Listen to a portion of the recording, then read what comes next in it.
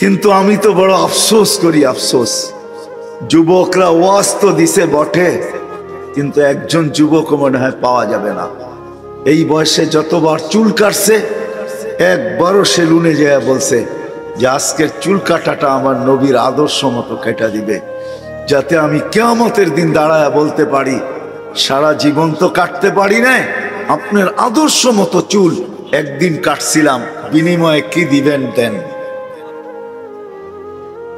একজন যুবক এখানে হবে না, হবে না আমরা পুরুষরাই হব এরকম বইলা যে চুল কাটতে আসছি, হয়তো বলছি ছোট কাটো নাইলে বড় কাটো, ঠিক না? হ্যাঁ, এরকম তো বলি নাই যে আমার নবীজি যেরকম কাটতে বলছে এরকম কেটে দাও। তাইলেও চুলালাকে ফোন করা, সেলুনালাকে ফোন করা ওলামাদেরকে জিজ্ঞাসা করতে হইতো, কাস্টমার তো হাতের থেকে ছাড়া যেত না, হয়তো ফোন করে জিজ্ঞাসা করতো আসছে একজন আসামি আজকে চুল কাটতে চায় নবীর আদর্শ মতো, আপনি বলে দেন আমি কেমনে কাটলে নবীজির আদর্শ মতো চুল কাটা হবে। একজনও তো এখানে নাই। রাগ হয়েন না, রাগ হয়েন। নবীজি আদর্শ হিসাবে আসছেন, উম্মতের কান্ডারি হয়ে আসছেন, কান্ডারি। এই জন্যই তো 23 বছর চোখের পানি থামে নাই। যেদিন ওহী আসছে মুদ্দাসসির, প্রথম ওহী ইকরা, দ্বিতীয় ওহী মুদ্দাসসির। ইয়া আইয়ুহাল মুদ্দাসসির কুম ফাআনদির। ওহী যখন আসছে কম্বলের বাহিরে বসে কাঁদতেছিল। খাদিজা রাদিয়াল্লাহু তাআলা আনহা আয়েশা বলতেছিলেন দাসসারতুকু আনতাল খারিজ, আপনাকে তো কম্বলে রেখা গেলাম, বাহিরে কেন? আমি তো ভালো রেখা গেলাম, কাঁদেন কেন? বলছে ওই ফেরেশতা আবার আসছে। আয়েশা বলছে বাহির হন কম্বল থেকে, এই জ্বর কম্বলে থাকলে ভালো হবে না। এটা কম্বলওয়ালা জন না যে কম্বলে ঘুমায় থাকলে ভালো হবে, এটা কম্বলওয়ালা জন না, বাহির হন। কুম ফাআনদির রব্বাকা ফাকাব্বির সিয়াবাকা ফাতাহহির ওয়ার রুজজা ফাহজুর ওয়ালা তামনুন তাস্তাকসির ওয়ালি রব্বিকা ফাসবির। এটা ওই জন না। চোখে পানি নিয়ে বলতেছিল খাদিজা মান আদু ওয়া মান ইউজিব, আমার কথায় সাড়া দিবে কে? মক্কা তো পুরাই উল্টা, কে সাড়া দিবে? আমার মন হয়, মন বলে স্বামী স্ত্রীর একটা সম্পর্ক থাকে, সবগুলা লেখা যায় না, সবগুলা বলা যায় না, কিছু বুঝতে হয়। আমার মনে হয় আম্মা জান খাদিজাতুল কুবরা উঠাইছেন আর বুকে লাগায়া চোখের পানি ছেড়া বলছিলেন আনতা আউয়ালা দাঈ আনা আউয়ালা মুজিবা। কেউ মানুক আর না মানুক আমি মানবো, আমাকে দাওয়াত দেন, আমি মানব। প্রথম দিন চোখে পানি আর শেষ দিনও চোখে পানি ছিল উম্মতের জন্য। লানত আমাদের জিন্দেগির উপরে। যুবক ভালো মতে কান দিয়া বোঝো, শেষ দিনও চোখে পানি ছিল। যখন দুনিয়ার থেকে চলে যায়, জিবরিল আলাইহিস সালাম জিজ্ঞাসা করছে আতাবকি, আপনি কাঁদেন এখনো? ওয়াইলা রফিকিল আলা, আপনি তো আল্লাহর সান্নিধ্যে চলে যাবেন, এখনো কাঁদেন? তো বলছে জিবরিল কাঁদি শুধু শুধু নিজের ফ্যামিলির জন্য কাঁদি না, হাসান হোসাইনের জন্য কাঁদি না, আলী ফাতেমার জন্য কাঁদি না, আমার এই ছোট দুনিয়াটার জন্য কাঁদি না, ফ্যামিলি ছোট একটা দুনিয়া, এটার জন্য কাঁদি না, কাঁদি তো উম্মতের জন্য। ফামাল্লি বাদিলি উম্মতি, আমার পরে আমার উম্মতকে কে চোখে চোখে রাখবে? আমার পরে আমার উম্মতকে কে বুকে জড়ায়া রাখবে? আমার পরে আমার উম্মতকে কে পাহারা দিয়ে রাখবে? আল্লাহ জবাব পাঠাইছেন লা আতরুক উম্মতাকা ফারদা ওয়ালা ওয়াহদা, আপনার উম্মতকে আমি দেখা রাখবো, আমি দেখা রাখবো। শুরু দিনও চোখে পানি, শেষ দিনও চোখে পানি, মধ্যখানেও পানি পানি ছিল। কোনো দিন চোখের পানি শুকায় নাই উম্মতের জন্য, আজও শুকায় নাই, আজও। কবরেও এখনো কাঁদেন। আমাদের নবীজি হায়াতুন নবী, কবরে এখনো জীবিত না? হায়াতুন নবী না, না মামাতুন নবী? হায়াতুন নবী। নাইলে হাদিস কেন আসতো? আমার এখানে এসে যে সালাম দেয় আমি স্বয়ং নিজে জবাব দেই। প্রমাণ চাবেন? তাহলে জ্যান্ত প্রমাণ দেই। কুয়েতের এক ফ্যামিলি আছে, রেফাই ফ্যামিলি, আহলে বাইত। এই ফ্যামিলির যে সর্বপ্রথম ব্যক্তি ছিলেন আল্লাহওয়ালা, উনি মদিনা মুনাওয়ারায় যে সালাম দিছেন, আসসালামু আলাইকা ইয়া জাদ্দি, হে আমার দাদা আপনাকে সালাম। দুনিয়া শুনছে, ভিতর থেকে জবাব আসছে, ওয়া আলাইকা সালাম ইয়া ইবনি, ও আমার ছেলে, সালামের জবাব দিলাম, শোনো। বিশ্বাস হয় না? মৌলানা মাহমুদুল হাসান সাহেব মাদ্দাজিল্লুল আলী এখনো জীবিত আছে, কালকেই যে জিজ্ঞাসা করেন, আমার নাম নিয়ে জিজ্ঞাসা করেন, বলবে সত্য বলছে, এটাই সত্য। শুধু এইখানেই শেষ না, তারপরে বলছে সালামের জবাব তো দিলেন, একটু হাতটা বাহির করে দেন না, একটু মিলায়া যাই, একটু চুমা দেওয়া যায়। দুনিয়া দেখছে হাত বাহির হয়ে আসছে, আর উনি হাতে ধরা মুসাফা করে চুমা দিয়েছেন, চুমা। বিশ্বাস হয় না? হ্যাঁ, হায়াতুন নবী মামাতুন নবী নিয়ে ঝগড়া চলতেছিল। হোসাইন আহমদ মাদানী রহমতুল্লাহ আলাইহি তখন রিয়াজুল জান্নাতে হাদিস পড়াইতেন। জান ওনার ছেলেরা এখনো জীবিত আছে, সব মারা যায় নাই, এখনো দুইজন জীবিত আছে, জিজ্ঞাসা করেন যে পড়াইতেন। একদিন, দুই দিন, তিন দিন, সপ্তাহ পার হয়ে গেছে, তর্ক বিতর্ক জোশে চলে আসছে, বলছে তর্ক বিতর্ক শেষ, রওজার দিকে তাকাও। তো পুরা মজমা রওজার দিকে তাকাইছেন, তো দেখছেন পর্দা সরে গেছে, আল্লাহ রসুল বৈশা বৈশা মজমার দিকে তাকায় তাকায় মুস্কি মুস্কি হাসতেছে। সত্যায়িত করে আসেন আমার কথা, এখনো চোখে পানি। আল্লাহওয়ালারা দেখেন, আল্লাহ রসুল এখনো উম্মতের জন্য কাঁদেন। রূপগঞ্জের মানুষ, আমি পুরা জামাত নিয়ে আসতে পারি এখানে, পুরা জামাত, যারা স্বপ্নে দেখছে আল্লাহ রসুল কাঁদে। জিজ্ঞাসা করছে কাঁদেন কেন? বলছে বাংলাদেশের সরল সহজ উম্মতের জন্য কাঁদে। বাংলাদেশের উম্মত সরল সহজ, সাদা সিধা, ঠিক না? যেদিকে বাতাস দেখে ওদিকে পালুরানি শুরু করে, ঠিক না? সাদা সিধা না হইলে এরকম হবে কেন, ঠিক না? হ্যাঁ, কি সত্য তো? হ্যাঁ, রাগ হয়ে যাবেন বললে? হ্যাঁ, অভাব অভাব বলি, তেইশে আগের থেকে স্লোগান দিতেছিল, জানাইতেছিল অভাব হবে, অভাব অভাব, ঠিক না? হ্যাঁ, এমন বাতাস লাগছে, যতগুলা টাকা জার্সি আর পতাকার পিছনে খরচ হয়েছে, ওইটাও যদি থাইকা যাইত, তাইলে মনে হয় অনেক দিন আমরা এমনি চলতে পারতাম। কম টাকা খরচ হয়েছে, কি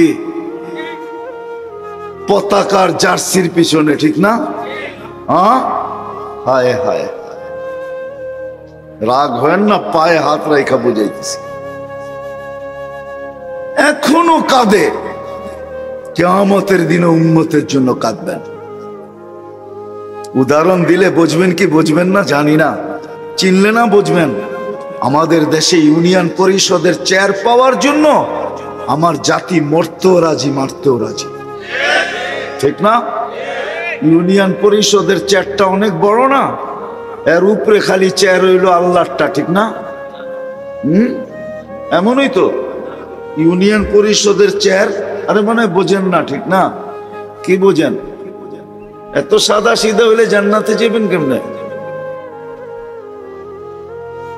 সামান্য একটা ইউনিয়ন পরিষদের চেয়ার, মরতেও রাজি, মারতেও রাজি। আর আমাদের নবীজিকে আল্লাহ চেয়ার দিছেন মাকামে মাহমুদ। ওলা আমাদেরকে জিজ্ঞাসা করেন কেমন চেয়ার?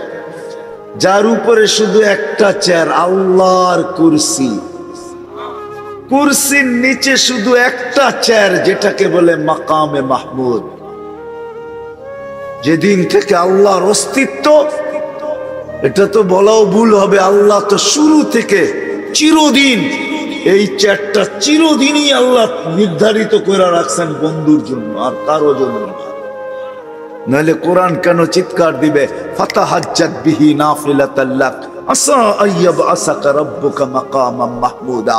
কেন দোয়ার ভিতরে আজানের দোয়ার ভিতরে কেন আসবে কেন আসবে মাকামে মাহমুদের দোয়ার কথা?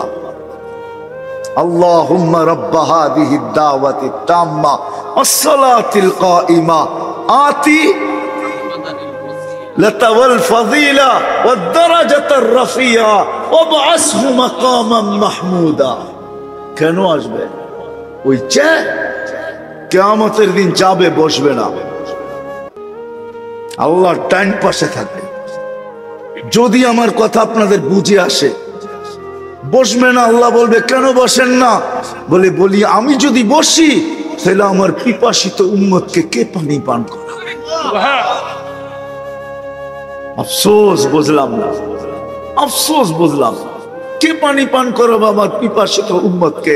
আমি তো ওয়াদা দিয়ে আসছি, মাওয়াইদুকুমুল হাউজ, উম্মতকে বলে আসছি হাউজে কাউসারের কাছে দেখা হবে, আমি নিজ হাতে পানি পান করাবো, আর পান করায় বলবো লা তাজমান বাদাহা আবাদা, আর কোনোদিন তোমার পিপাসা লাগবে না।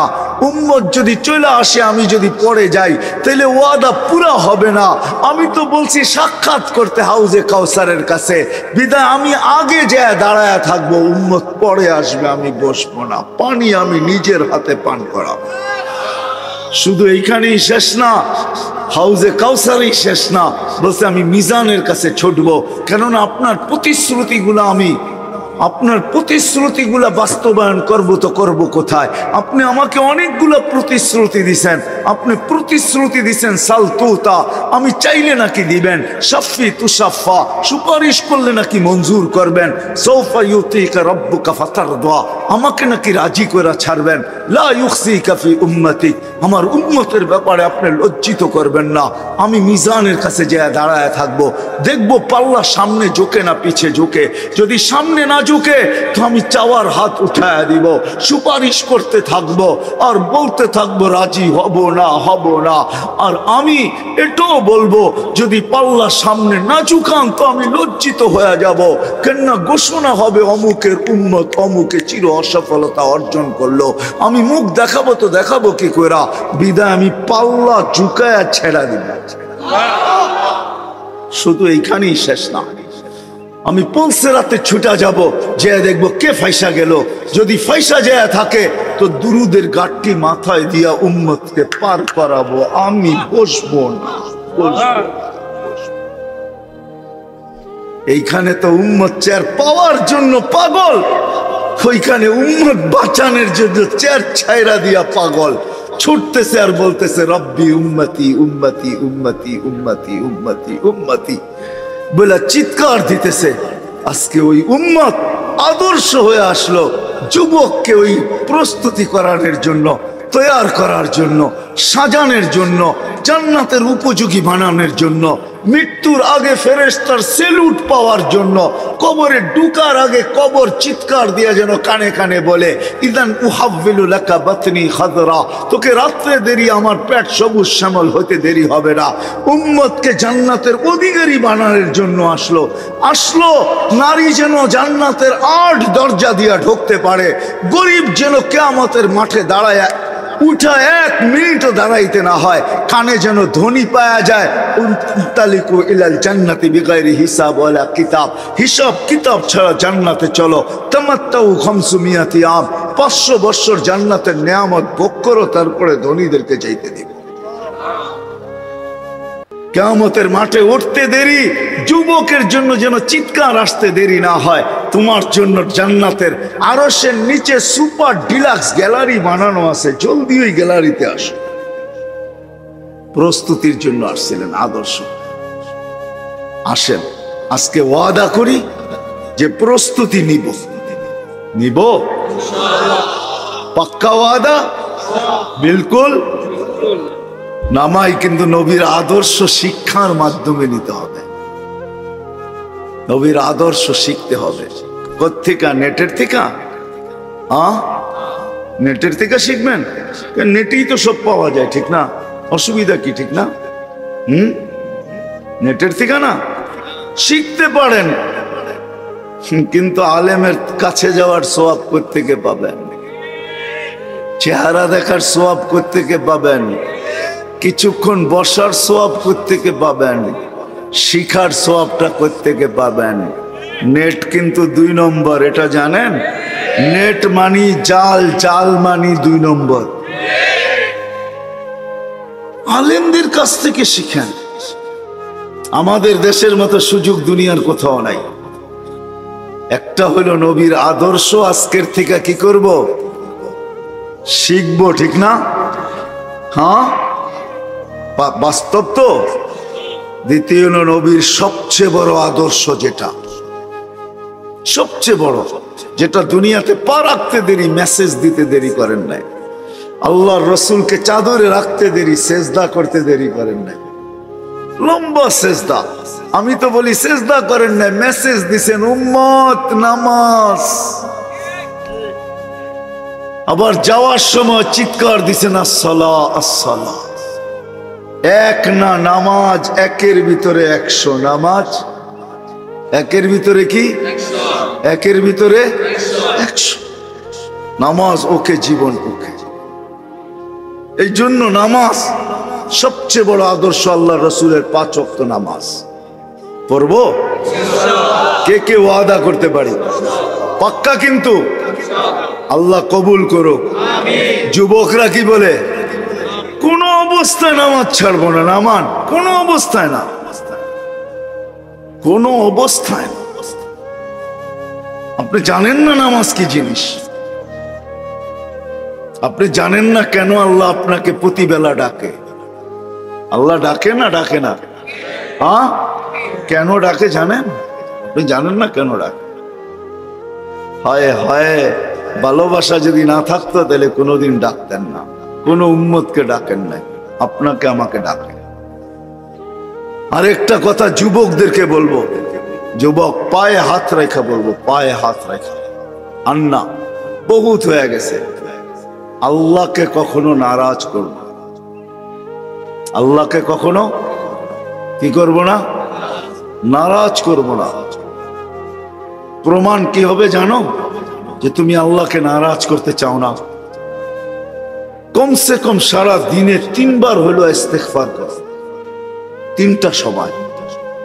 ঘুমানোর আগে একবার, যে আল্লাহ সারা দিন যেমন কাটানো দরকার ছিল কাটাইতে পারি নাই, ঘুমাইতে চললাম, সকালে উঠাইলে উঠবো, নাহলে চির নিদ্রা হয়ে যাবে।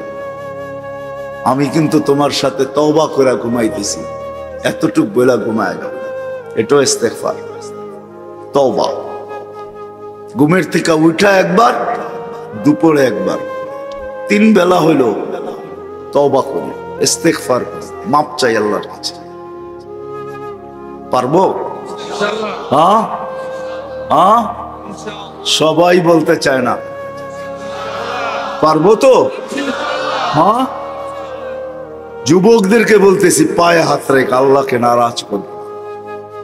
আসতেছে কিন্তু 14 তারিখ, আল্লাহকে নারাজ করব না। এখন কিন্তু দূরে হইতেছে, কাছে হইলে তুমি আল্লাহ নারাজ হয়ে গেলে। যদিও এই জমিনের সাথে আল্লাহর একটা ভালো সম্পর্ক আছে, যার কারণেই তো বিপর্যয় আসে, নড়ে চড়ে পড়ে না। এটা ভালোবাসার পরিচয়। নাইলে 7.8ও বাংলাদেশে আসছে, 6.5ও আসছে, 6.1ও আসছে। বড় বড় ভূমিকম্প আসছে, কোনো বিপর্যয় হয় নাই। করোনা আসছে, কোনো বিপর্যয় হয় নাই। 10 নম্বর মহা বিপদ সংকেত আসছে, কোনো বিপর্যয় হয় নাই। আমার বিশ্বাস কোনোদিন হবেও না, যদি আমরা প্রতিজ্ঞা করতে পারি যে আল্লাহকে নারাজ করব না। যা হয়ে গেছে হয়ে গেছে। 1 মাস নারাজ করছি, হয়ে গেছে হয়ে গেছে। আল্লাহ মনে হয় মাপ ছাড় দিয়া দিছেন। 1 মাস তো বুঝাইতে পারছি, ঠিক না? ফুটবল, ঠিক না? 31st নাইটে আল্লাহকে নারাজ করছে না, করি নাই? হ্যাঁ, আবার আসতেছে 14 তারিখ, আল্লাহকে নারাজ করব না। আমি ওয়াদা দিলাম তোমাদেরকে, খোদার কসম। এইখানে তো বৎসরে একবার 14 তারিখ আসে, বৎসরে একবার, ঠিক না? হ্যাঁ, 64 দিন দেখায় জুতা, এক 364 দিন জুতা দেখায়, খালি একদিন একটা ফুল দেখায়, ঠিক না? এটাই তো কি, আবার একদিন ফুলও দেখায় না। মাঝে বেশিরভাগই জুতা দেখায়, ফুল দিয়া জুতা লয়া দাঁড়ায় থাকে, ঠিক না? ফুল তো মেসেজে দেখছে, আমার কাছে আসলে জুতা দেখবে, জুতা, ঠিক না? সত্য তো না মিথ্যা? জান্নাতে প্রতিদিন মেসেজ পাবে তুমি, প্রতিদিন মেসেজ আসে, জান্নাতে রাখা আছে। আমাদের নবীজি চোখে দেখা এসা বলছেন, সাহাবায়ে কেরাম শুধু শুধু পাগল হন নাই। আমরা তো ভাবি আমরা বড় শিক্ষিত, মাঝে মাঝে হাসিও লাগে, আমরা বড় এডুকেটেড, আমরা বড় উন্নত। সাহাবায়ে কেরাম দেখায় গেছেন এত শিক্ষিত, এত উন্নত, মেঘকে অনুগত্য করে দেখায় দাও। সাহাবা অনুগত্য করে দেখায় দিছে, আমরা করে দেখাই তো কি আছে নাকি প্রযুক্তি? মেঘ অনুগত্য করা যায়, আছে নাকি প্রযুক্তি? একবার কইরা তওবা করে ফেলছে। দুবাই এলারা একবার কৃত্রিম বৃষ্টি না নামায়া কানে দইরা উঠক বৈঠক তওবা করে ফেলছে, যা জিজ্ঞেস করেন তওবা করে ফেলছে। কেমিক্যাল দিয়া বৃষ্টি নামায়া তওবা করে ফেলছে, সব জইলা ছাই হয়ে গেছে, যাও ছিল সবুজ ওইটাও শেষ, তওবা করে ফেলছে। সাহাবা মেঘ অনুগত্য করতে পারতেন, অনুগত্য করছেন, সমুদ্রের উপরে ঘোড়া দৌড়ায় দেখায় দিছে। ইথারকে অনুগত্য করে 3000 কিলোমিটার দূরে কথাকে পৌঁছায় দেখাইছেন, টোকা দিয়া ভূমিকম্প দূরবিত করে দেখাইছেন। নারী না না পুরুষ, না পুরুষ, নারী নারী নারী, নারীর কাহিনীও শত আছে, কোরআন নামায়া দেখায় দিছে। এই জন্য সবার কাছে দরখাস্ত, যুবকদের কাছে হাত জোর দরখাস্ত, আল্লাহকে নারাজ করবে, করবে? ওয়াদা পাক্কা? হ্যাঁ, কে কে কোন যুবক ওয়াদা করতে পারে যে 14 তারিখে আর আল্লাহকে নারাজ করব না? শুধু আমাদের দেশটা বেঁচে আছে কেন জানেন? রাগ হয়ে যাবেন, 30,000-এর উপরে হেফজোখানার কারণে, মাদ্রাসা মক্তবের কারণে, মসজিদের দেশ হওয়ার কারণে, হক্কানি আল্লাহওয়ালা হক্কানি আলেমদের কারণে, দাড়ি আর টুপির কারণে, ওই যুবকদের কারণে যারা যৌবনে আল্লাহর ভয়ে নিজেকে লজ্জাপতির মতো গুটায় নিছেন, ওদের কারণে, ওই পর্দানিসীন মা বোনদের কারণে আমাদের এই ছোট একটা পরিধি আল্লাহর বাঁচায়া রাখছেন। আল্লাহর সাথে ভালো সম্পর্ক আর বরকত দিয়ে আল্লাহ ভরা দিয়েছেন, বরকত দিয়ে আমাদের দেশে বরকত আছে। আল্লাহ যেন আমাদের দেশের উপরে নারাজ না হয়ে যায়, কোথাও যে কমপ্লেইন করা চলবে না। এই জন্য আমরা সর্বমজমায় পায়ে হাত দিয়া বলি, যুবকদেরকে বিশেষ করে, যুবতীদেরকে তো পাওয়া যায় না, তোমাদেরকেই বলি, আল্লাহকে নারাজ করো না, আল্লাহকে নারাজ করো না। আমাকে বুঝাইতে হবে না, কেননা আমার তো দুনিয়ার কোনো দেশ, উন্নত দেশ বাকি নাই আমি না দেখছি। 99 হয়ে গেছে, যদি বয়স পাই, আল্লাহ সুযোগ দেন, তাহলে 1 রান পিটায় নিব, ব্যাট আমার হাতে আছে, 1 রান পিটায় নিব, আমাকে বুঝাইতে হবে না। আমরা ভাবতেছি কালচারে বড় সুখী হয়ে যাব, না না না,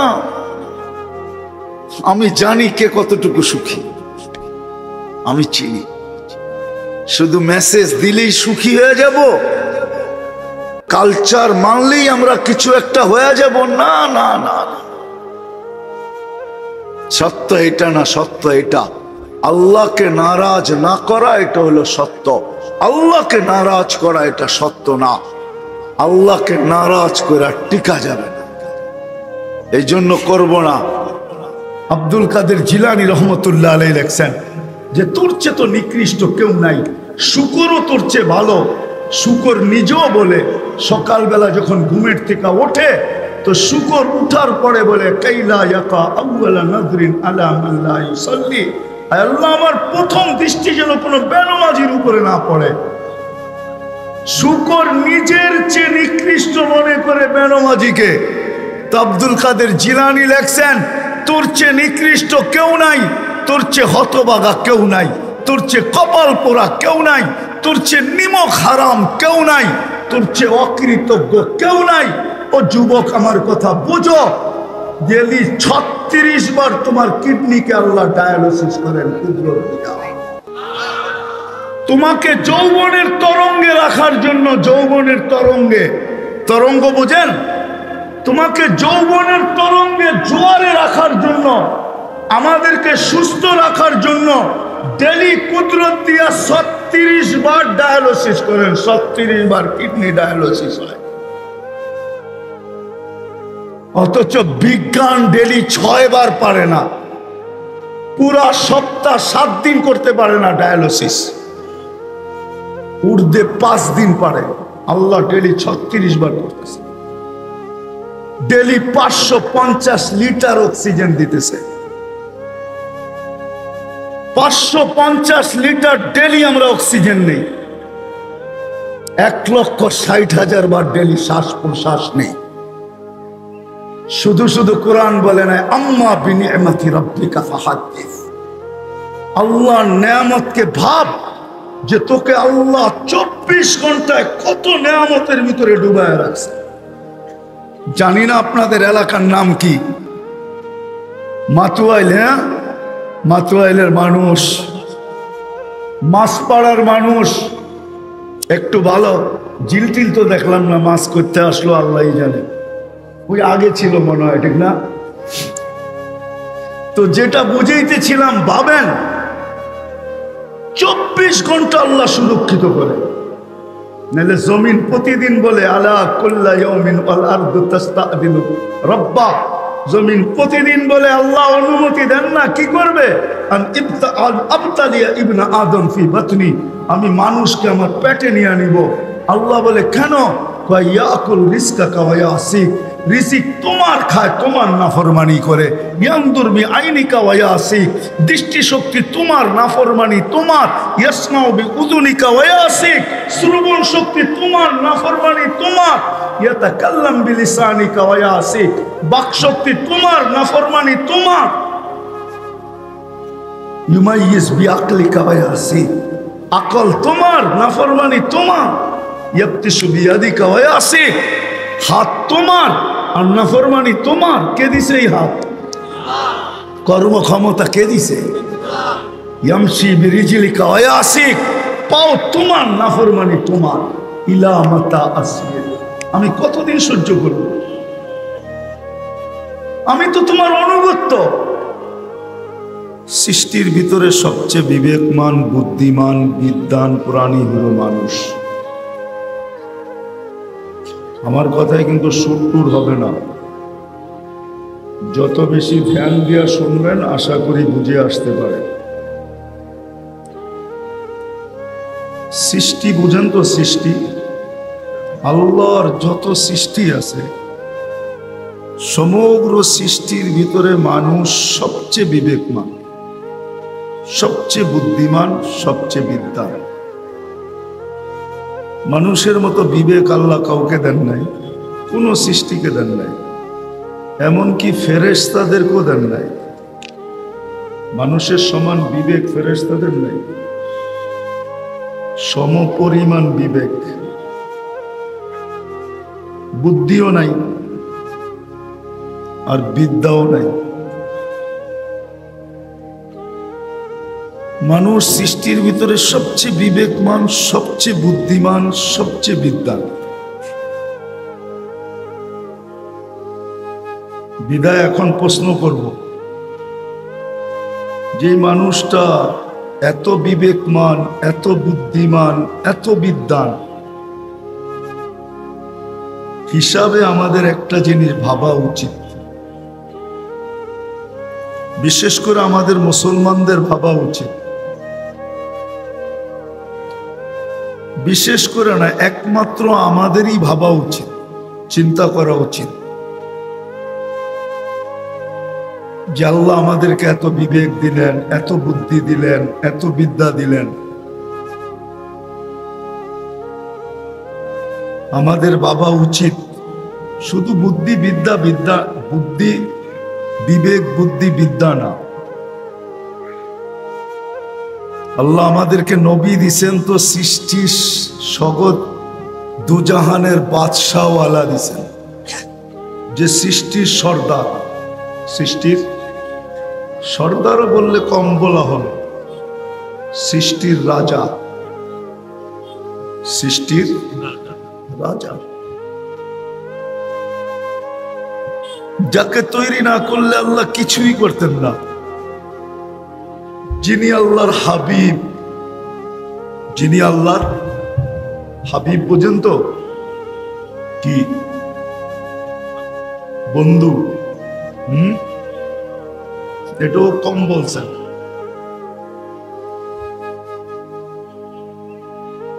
হাবিব বলা হয় যার ইচ্ছাকে দেখা হয়, তার নাম হাবিব। তো যেটা বুঝাইতেছিলাম, আল্লাহ শুধু বিবেক দেন নাই, বুদ্ধি দেন নাই, বিদ্যা দেন নাই, সদিচ্ছায় মুসলমানের ঘরে অস্তিত্ব দিছেন। মুহাম্মদুর রাসূলুল্লাহ সাল্লাল্লাহু আলাইহি ওয়াসাল্লামের মতো নবী দিছেন, রাসূল দিছেন। আল্লাহ নিজের কালাম যাদেরকে উঠায়া দিয়া দিছেন। কোন উম্মতকে আল্লাহ কিতাব দিছেন বটে, কিন্তু কালাম দেন নাই। কোরআন শুধু কিতাব না, কোরআন কালাম। কার কালাম? কালামুল্লাহ, আল্লাহ নিজের কালাম। আল্লাহ কালাম দিছেন। আরো গণাইতে গেলে সারা রাত্র পার হয়ে যাবে। সমস্ত উম্মতের ভিতরে আমাদেরকে শ্রেষ্ঠত্ব দিছেন। আমাদের চেয়ে শ্রেষ্ঠত্ব কোন উম্মতকে দেন নাই।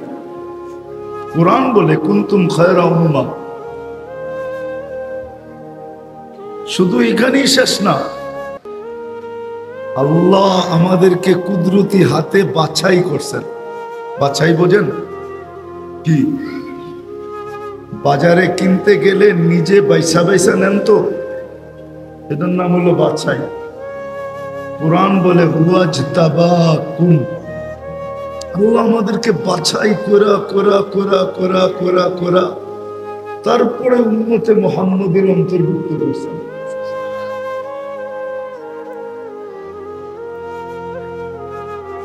বাছাই করে উম্মতে মুহাম্মদের অন্তর্ভুক্ত করছেন। শুধু এইখানেই শেষ না, আল্লাহ নিজের পক্ষে কিয়ামতের দিন আমাদেরকে সাক্ষী বানাইতে চাইছেন। শুহাদা আলান নাস, কিয়ামতের দিন আমরা সমস্ত উম্মতের উপরে আল্লাহর পক্ষে সাক্ষী হিসাবে দাঁড়াবো। বলেন, সাক্ষী আর আসামি এক জায়গায় দাঁড়ায়? আসামি কাঠগোড়ায় দাঁড়ায়, আর সাক্ষী জজের পাশে দাঁড়ায়। বুঝা গেল আমরাও আল্লাহর পাশে দাঁড়াই। যাদেরকে আল্লাহ এত কিছু দিলেন, আসল জায়গায় চলে আসি, কারণ আমার হাতে সময়ও কম। আর মাশাআল্লাহ সাবের হিসাব চলে আসছে, আপনারা ওনার কাছ থেকে শুনতে পারবেন মন ভরা। এই জন্য আমি অল্প সময় পরিসমাপ্তি ঘটাবো, ধ্যান দিয়া শুনলে বুঝে আসবে। এত কিছু যাদেরকে দিলেন, তারা আজকে দুনিয়ায় সবচেয়ে নিকৃষ্ট কেন? সবচেয়ে বেশি নির্যাতিত কেন? সবচেয়ে বেশি নিষ্পেষিত কেন?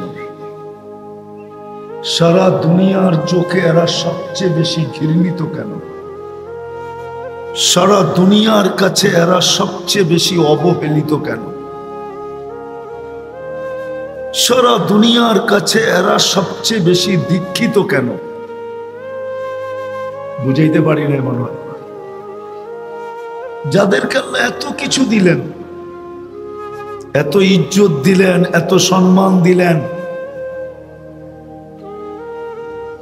এত বড় শ্রেষ্ঠত্ব দিলেন, এত বড় শ্রেষ্ঠত্ব দিলেন। এরা আজকে দুনিয়ার ভিতরে সবচেয়ে বেশি ঘৃণিত কেন, দীক্ষিত কেন, অবহেলিত কেন, লাঞ্ছিত কেন, নিষ্পেষিত কেন? আমার কথাগুলো বোঝেন কেন? অথচ আমার সমাজের 90% মানুষই তো সর্বদিক দিয়া এদের রঙে রঙ্গিত, এদের রঙে রঙিন, ঠিক না? কি রাগ হয়ে গেলেন মনে হয়? আমরা 90% মানুষই তো এদের রঙে রঙিন, তারপরও আমরা এদের হাতে নিষ্পেষিত কেন? মনে হয় বুঝাইতে পারি না। আমরা আমাদের জীবনের দ্বারা দেখি, ওদের মতো প্যান্ট পরলাম, ওদের মতো গেঞ্জি পরলাম, ওদের মতো টি শার্ট পরলাম, ওদের মতো চেহারা বানাইলাম, ওদের মতো সবকিছু করলাম, তারপরও আমরা ওদের হাতে নির্যাতিত কেন?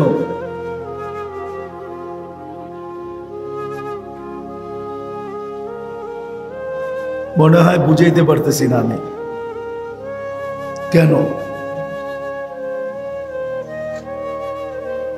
সবই তো 90%ই তো ওদের মতো হইলাম। আজান হইলে ওরাও মসজিদে আসে না, আমরাও আসি না, ঠিক না? হ্যাঁ, রমজান আসলে ওরাও রোজা রাখে না, আমরাও 70% মুসলমান রোজা রাখে না, ঠিক না? ওরাও পর্দা করে না, আমরাও পর্দা করি না। ওরাও 3/4 পরে, আমরাও 3/4 পড়ি। ওরাও জিন্স পরে, আমরাও জিন্স পরি।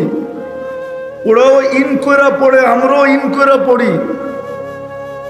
ওরাও টাই পরে, আমরাও টাই পড়ি। সব তো ওদের মতোই করলাম। ওরাও সকালে ওইটা শেভ করে, আমরাও সকালে ওইটা প্রতিদিন শেভ করি, ঠিক না? তারপরও আমরা লাঞ্ছিত কেন? দুটা কারণ, দুটা জিনিস বুঝাইতে চাইলাম।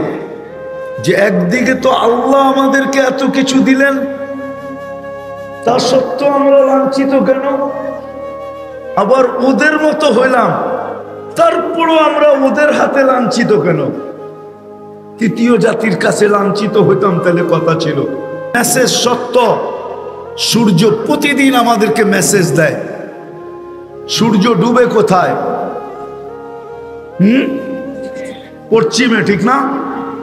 যদি পশ্চিমে না যাইতো তাইলে ডুবতো। সত্য তো? একমত আমার সাথে? পশ্চিমে না গেলে কোনোদিন। সূর্য মেসেজ দিতেছে আমি পশ্চিমে গেলেই ডুবা যাই। ও মুসলমান, তুইও যদি পশ্চিমা কালচারে নিজেকে রঙিন করিস তাইলে তুইও ডুবা যাবি।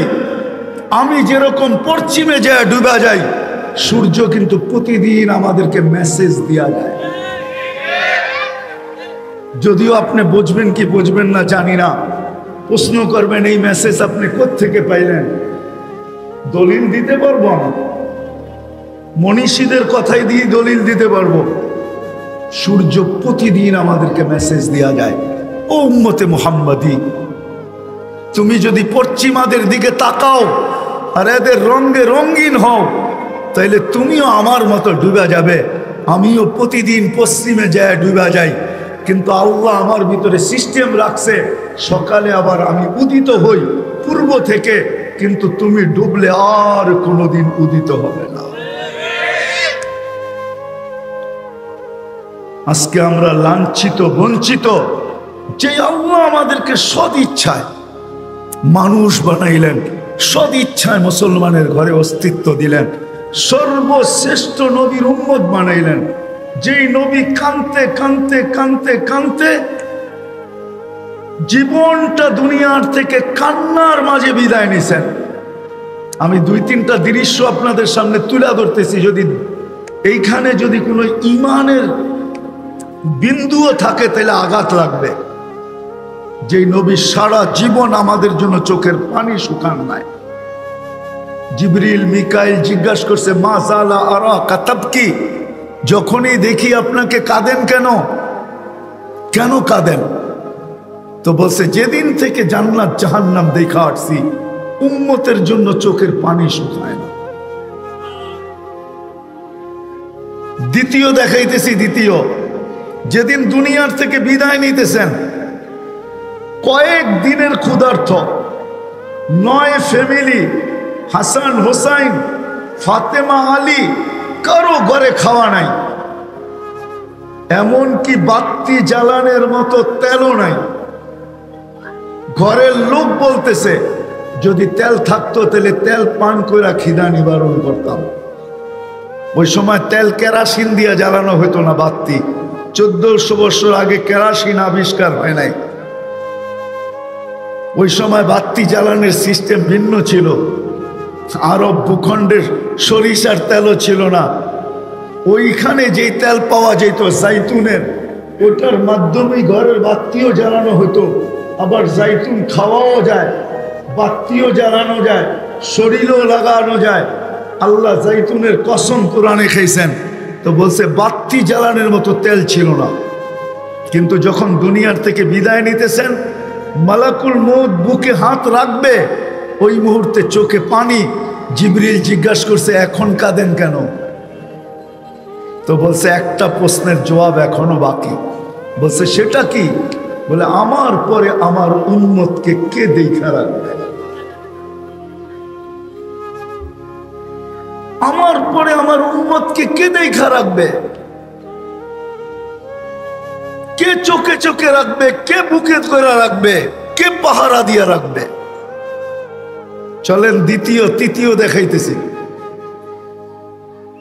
1.25 লক্ষ নবী, 1.25 লক্ষ রসুল, সারা দুনিয়ার মানুষ, এমনকি জিবরিল আলাইহিস সালাম পর্যন্ত কিয়ামতের যে ভয়াবহতা আল্লাহ কোরআনে বর্ণনা দিয়েছেন, ওই ভয়াবহতার কারণে সবাই নফসি নফসি বলতে থাকবে। জিবরিল বলবে সাল্লিম সাল্লিম, আল্লাহ আমাকে শান্তি দেন, আর সবাই বলবে নফসি নফসি নফসি। শুধু একজন ব্যক্তি মুহাম্মদুর রাসূলুল্লাহ, যে কিয়ামতের মাঠে উম্মতি উম্মতি বলবে, পরিবারের কথা বলবে না। আরেকটা উদাহরণ দেই যদি বুঝে আসে। আমার সমাজ, আমার জাতি একটা ইউনিয়ন পরিষদের চেয়ার পাওয়ার জন্য মরতে রাজি, মারতে রাজি। কি ভুল বললাম? মরতেও রাজি, মারতেও রাজি। চেয়ার কোনটা? ইউনিয়ন পরিষদের, কোনো এমপির চেয়ার না। কিন্তু আল্লাহর রসুলকে, আমাদের নবীজিকে আল্লাহ কিয়ামতের দিন মাকামে মাহমুদ দিবেন, এটাও একটা চেয়ার। কোরআনে আছে ফাতাহাজ্জাত বিহি নাফিলাতাল লাক আসা আইয়াব আসাকা রাব্বুকা মাকামান মাহমুদা। আমরা আজানের পরে যে দোয়া পড়ি ওটার ভিতরে আছে আতিহি মাকামান মাহমুদা। আল্লাহ আমাদের নবীজিকে মাকামে মাহমুদ দেন। আল্লাহর পাশের চেয়ার থাকবে, আল্লাহর রসুলকে নিয়ে যাওয়া হবে, আল্লাহ হুকুম দিবে বসেন, আল্লাহ রসুল বলবে আমি বসবো না। বলবে কেন বসবেন না? এটা তো আপনিই মালিক। তো জবাব দিবে আমি যদি বসি তাহলে আমার পিপাসিত উম্মতকে কে পানি পান করাবে? আমি তো অঙ্গীকার করে আসছি উম্মতের সাথে নিজের হাতে হাউজে কাউসারের পানি পান করাবো। আমি বৈশা গেলে আমার উম্মতকে কে পানি পান করাবে? তো আল্লাহ বলে পানি পান করায় বসা যান। বলছে তারপরও বসবো না। কেন? বলছে আমি যদি বসা যাই তাহলে উম্মতের আমলনামা যখন তুলতে থাকবে তখন মনিটরিং কে করবে যে পাল্লা সামনে ঝুঁকে না পিছে ঝুঁকে? যদি সামনে না ঝুঁকে তো আপনি আমাকে অধিকার দিছেন, আপনি আমাকে প্রতিশ্রুতি দিছেন, আপনি আমাকে বলছেন সাল তোতা, আমি চাইলে নাকি দিবেন, সাফি তুসাফা, আমি সুপারিশ করলে নাকি মঞ্জুর করবেন। আপনি কোরআনে বলছেন সাউফা ইউতিকা রাব্বুকা ফাতারদা, আপনি আমাকে রাজি করবেন। আপনি আমাকে প্রতিশ্রুতি দিছেন লা ইউখজিকা ফি উম্মতিক, আপনার উম্মতের ব্যাপারে আমি লজ্জিত করব না। তো আমি ওই পাল্লার কাছে দাঁড়ায়া থাকবো। যদি সামনে না ঝুঁকে তো ওই সময় হাত উঠায়া দিব, যদি সামনে না ঝুঁকে তো ওই সময় সুপারিশ করে দিব, যদি সামনে না ঝুঁকে তো আমি চিৎকার দিয়া বলবো আমি আপনার উপরে রাজি হব না যদি পাল্লার সামনে ঝুঁকায় না দেন। আল্লাহ বলে তারপরে বসে, বলছে তারপরও বসবো না। বলছে কেন? কেন? বলছে আমি মিজানে পুলসিরাতের কাছে ছুটবো, আমার উম্মত যদি পার না হইতে পারে তাইলে আমি দুরুদের গাঠি মাথায় দিয়া উম্মতকে পার করাইতে থাকবো। আমি মালিক চেয়ারের এতটুকুই আমি খুশি হয়ে গেলাম, আমার বসবো না। যে আল্লাহ আমাদেরকে সর্বশ্রেষ্ঠ নবীর উম্মত বানাইছেন, আজকে আল্লাহর হুকুম নবীর আদর্শ ছাড়ার কারণে নবীর আদর্শ ছেড়া দিছি, আল্লাহর হুকুম ছেড়া দিছি। আল্লাহ ডাকলেও আসে না। ডেলি 5 বার ডাকে। কয়বার? কয়বার? মাসে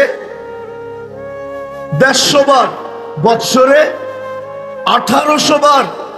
যদি এই এলাকার কোন ব্যক্তিকে ডেলি প্রধানমন্ত্রী 5 বার হ্যালো বলে, ও তো খুশির ঠেলায় লঙ্গিও গুলা যাবে, ঠিক না? হ্যাঁ, কি বলেন? রাগ হয়ে গেলেন? ও তো রঙ্গি ভুলে যাবে। আল্লাহ ডেলি 5 বার ডাকে। কোন আল্লাহ? যদি একদিক দিয়া তাকাই তাহলে বড় ব্যথা লেগে যাবে আপনাদের। আব্দুল কাদের জিলানী লেখছে, আমি লেখি নাই।